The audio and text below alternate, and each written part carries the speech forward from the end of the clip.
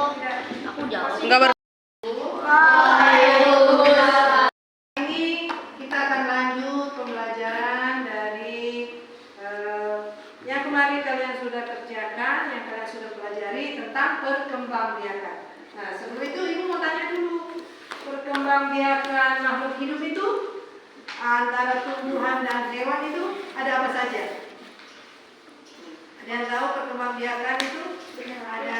Ada yang generatif, ada yang vegetatif. Jadi yang kalian pahami selama itu kan bahasa Indonesianya aja. Ada yang melahirkan, yang bertelur, terus ada yang mencakok. Tapi belum tahu istilah-istilah tentang generatif dan vegetatif. Nah, hanya akan melanjutkan bahwa perkembangbiakan yang akan kita bahas hari ini yaitu tentang perkembangbiakan hewan. Nah, kemarin tumbuhan kalian sudah pelajari kan? Ya. Nah, jadi tumbuhan juga ada yang generatif, ada yang vegetatif. Nah, hewan juga begitu. Nah, hewan perkembangbiakannya itu ada dua, ada yang generatif, ada yang vegetatif. Oke? Kita lihat ada 3 ya perkembangbiakannya. Nah, yang satu yang dimaksud dengan ovipar. Nih ya. Ovipar itu artinya bertelur. Ya. Nah, kalau vivipar artinya melahirkan. Ovovivipar itu artinya bertelur sekaligus melahirkan. Nah, kalian pasti mikir, oh ada ya hewan yang bertelur sekaligus melahirkan? Pernah nggak terpikir begitu? Yang kalian tahu kan umumnya cuma bertelur, ya nggak? Ada juga yang cuma melahirkan. Nah, ternyata ada hewan yang ovovivipar. Sekalian bertelur, sekalian dia cuma melahirkan. Nah, sekarang kita mau lanjut dulu untuk yang ovipar dulu. Kita bahas dulu untuk yang ovipar. Ganti slide aja. Ovipar. Nah, hewan yang berkembangbiak dengan ovipar, contohnya burung, ayam, bebek, angsa itu namanya hewan unggas. Ya. Jadi kemudian ada juga sebagian dari hewan amfibi. Contohnya apa hewan amfibi yang kalian pernah tahu itu apa? Kata. Kata itu bertelur. Kemudian sebagian dari hewan reptil. Cecak, toke, ya. Cecak, toke, kadal itu termasuk hewan reptil. Reptil itu kan yang bertelur.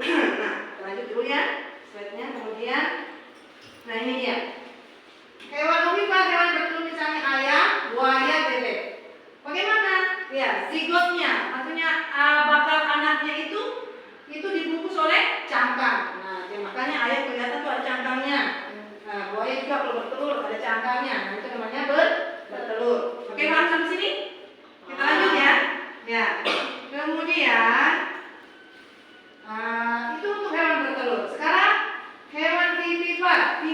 Vivipar itu adalah hewan yang melahirkan. Jadi anaknya bukan seperti kalau vivipar ya, langsung dilahirkan, langsung dikeluarkan, tidak memiliki cangkang.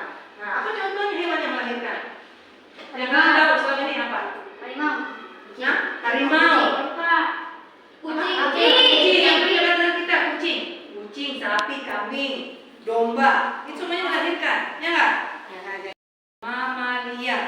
Jadi yang tadi itu kalau ovipar itu hewan unggas, reptil ada sebagian, ada yang amfibi sebagian. Tapi kalau vivipar umumnya hewan mamalia itu melahirkan. Ya, jadi kenapa disebut mamalia? Itu waktu kalian kelas 5 pasti sudah belajar kan? Mamalia itu yang bisa melahirkan dan menyusui. Kemudian mempunyai daun telinga segala macam. Nah, itu hewan yang melahirkan vivipar. Nah, kita lanjut lagi. Ya, nah, ikan paus. Ikan paus termasuk hewan vivipar. Kenapa? Padahal dia ikan, ada di laut. Tapi dia mamalia. Karena memiliki paru-paru. Sebenarnya dia tidak hidup di dalam airnya, tapi dia pasti selalu naik ke permukaan untuk bernafas karena dia memiliki paru-paru. Kalau ikan yang lain kan semuanya di dalam air. Dia justru kalau di permukaan tidak bisa bernafas. Nah, ikan paus pasti suatu saat dia akan tenggelam, tapi pasti akan naik ke permukaan karena untuk mengambil oksigen karena dia bernafas.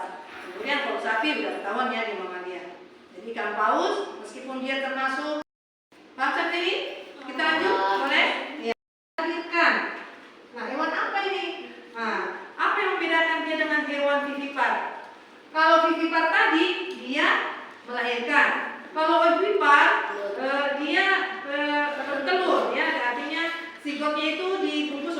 paham. Nah, kalau ovovivipar menggabungkan kedua itu. Ovo dia memiliki juga telur. Dia juga memiliki cangkang di dalam tubuhnya, tapi dia melahirkannya, tapi dia tinggal di dalam, kemudian menetas di dalam rahim. Jadi kalau ovipar menetasnya di luar, dikeluarkan telurnya baru menetas. Nah, kalau ovovivipar telurnya menetas di dalam rahim, di dalam. Setelah dia menetas baru dilahirkan. Nah, jadi makanya dia digabungkan. Jadi dia bertelur. Dia punya telur, terus menetas di dalam rahim, setelah menetas baru dilahirkan. Apa contoh hewannya? Kira-kira apa? Hiu. Macan. Hah? Macan? Iya, hiu macan. Macan?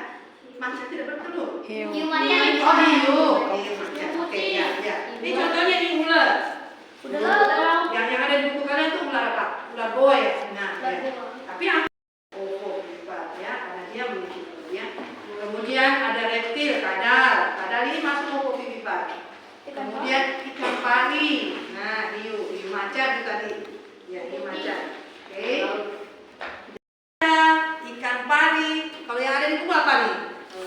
Nah, kalau yang ada di buku apa? Kadal, tiger shark, oh ya hiu macan, betul ya. Jadi histori tentang kuda laut.